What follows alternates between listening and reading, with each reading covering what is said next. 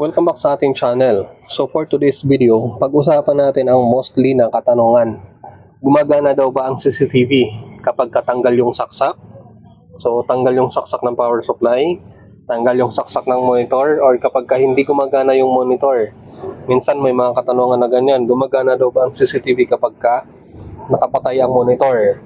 So ang videong ito ay para sana dun sa mga may-ari ng CCTV. Kasi para ma-secure nyo na kahit tanggalin yung supply ng camera ng inyong CCTV, still may backup pa rin. So yan, kung makikita nyo yan, no? Pero maaari nyo yung mabili dyan sa link na ilalagay ko. So ito yung gamit nating camera. So ang katanungan is, dito muna tayo sa monitor. Gumagana ba ang CCTV or nagre-record ba ang CCTV kapag kapatay ang monitor? So hindi natin masabi, ang sagot dyan hindi natin masabi dahil ang kailangan kasi na nakapatay is yung DVR or yung recorder. Okay?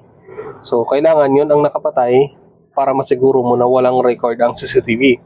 Pero kung yan ay mga kumpanya na kinakailangan i-secured talaga, so mostly ng ganyan mayroong backup na recorder. Kaya kahit na mamatay yung isang recorder, mayroon pa siyang ibang recorder sa kung saan siya maaaring mag-record.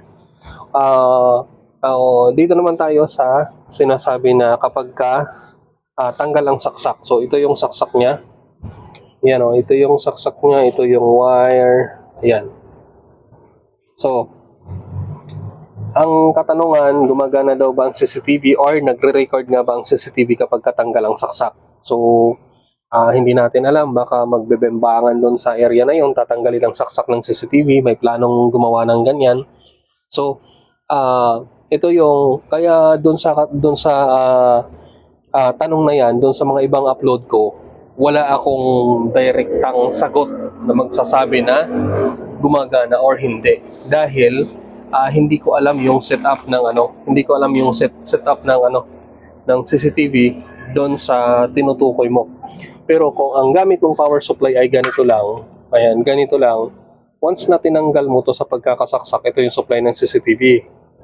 Pag tinanggal mo ito sa pagkasaksak, wala na, dead ng CCTV. Hindi na siya magpa-function. Magpa-function na lang ulit siya kapag ang power supply na ito is isasaksak mo ulit. Okay. So kapag ganitong klase pero kaya kayong mga may CCTV, mas maganda kung ganito yung gamit nyo. Kaya yan yung kanyang supply, yan yung pinagkukuhaan ng supply ng camera na ito. Ito. So yan, gumagana siya oh.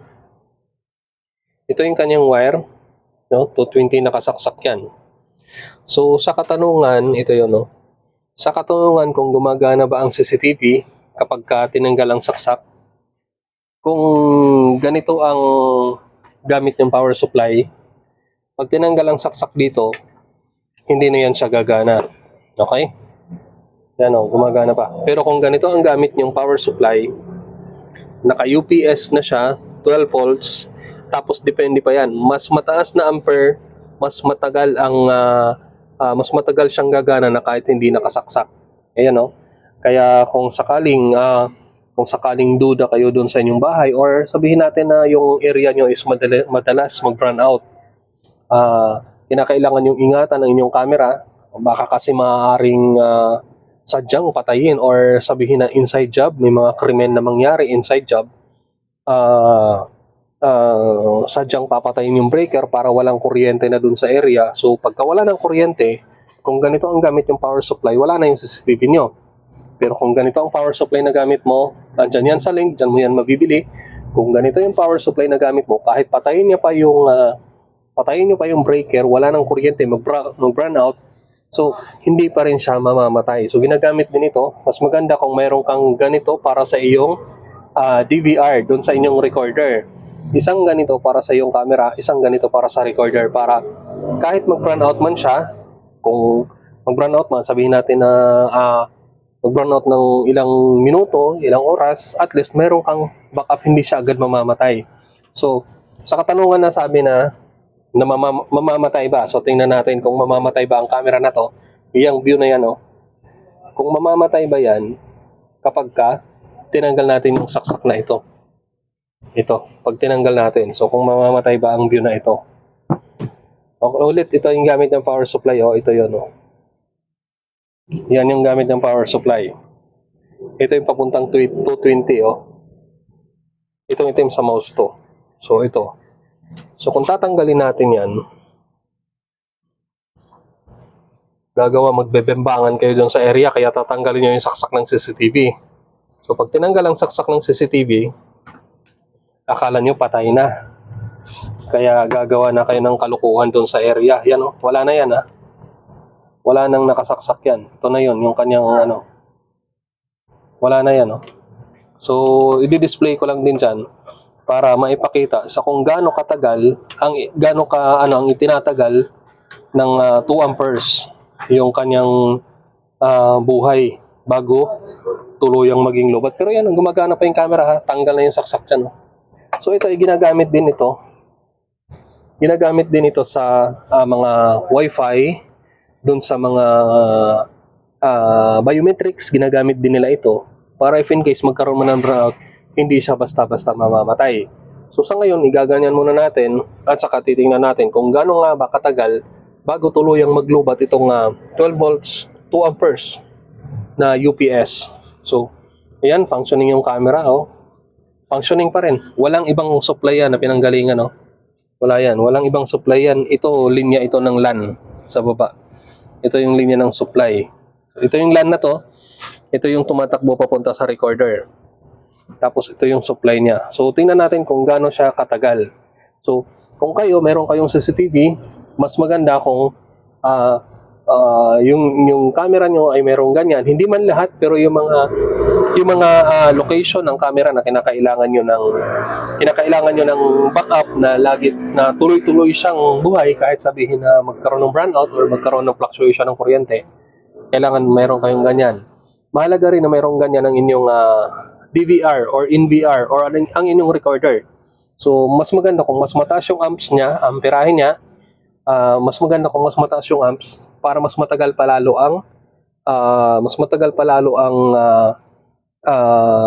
buhay, mas matagal pa siyang mabubuhay o makakapagbigay ng supply doon sa inyong recorder kung wala na siyang kuryente. So, yan, kung mas mataas yung amps niyan. So, andyan yan sa link, makikita nyo yan sa link sa kung saan yan mabibili.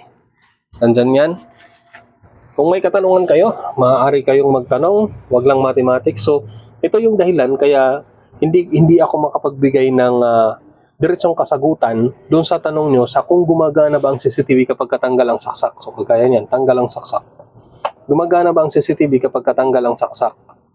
O, kapag hindi nakasaksak, o, kung gumagana raw or kung patay ba ang nagre-record ba kapag kapatay ang monitor. So, ayan, kung ganito ang gamit na power supply, maaaring hindi siya kaagad mamatay. Pero kung matagal na siyang tinanggal sa saksak, siguro tinanggal siya sa saksak mga 1 linggo na, siguro by now, hindi na siya nagre-record, hindi na siya gumagana kasi ubos na yung naka-store na voltage or ampere dito sa battery ng UPS na to. Okay? So, unlike dun sa pinakita ko kanina na power supply, kapag tanggal mo sa saksak, diretso, wala na talaga, hindi na mag-power ang camera. Pero pag dito mo tinanggal, ito yung supply niya ng camera. Pag dito mo tinanggal sa ng camera, wala na yan. Patay na yan. Pero may option din yan na para ma-disable or mawala ang view na dito ka gagalaw sa monitor. Pero kung hindi naman sarili mo ang CCTV, baka mapagalitan ka pa ng may-ari or baka mapagalitan ka pa ng boss mo. Okay? So, ayan, hanggang doon lang. Kung may katanungan kayo regarding sa CCTV, maaari kayong magtanong. Huwag lang mathematics. Ulit, mas maganda kung CCTV nyo ay merong ganito. At saka huwag kayong magbibimbangan doon sa area may CCTV na tiwalang-tiwala kayo na hindi gumagana yung CCTV kasi tinanggal nyo na yung saksak. Okay? Ayan, hanggang doon lang. Thank you.